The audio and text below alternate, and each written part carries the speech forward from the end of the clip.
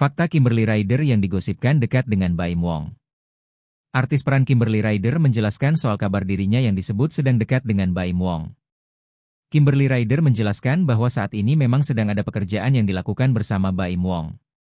Tak hanya itu, Kimberly juga mengatakan bahwa saat itu dirinya memang bertemu anak-anak Baim Wong yang ikut syuting. Memang ada proyek bareng dan karena di situ ada anak-anaknya juga lagi syuting. Di situ juga ada Kak Baim, ucap Kimberly Ryder di kawasan Tendian, Jakarta Selatan, Selasa, 27 Mei 2025. Kimberly tak membantah bahwa dirinya banyak interaksi dengan kedua putra Baim Wong. Namun dirinya juga merespon lebih dalam gosip dari netizen yang selalu berkomentar soal kehidupan pribadinya. Tahu netizen, maha tahu emang. Males sudah, ujar Kimberly.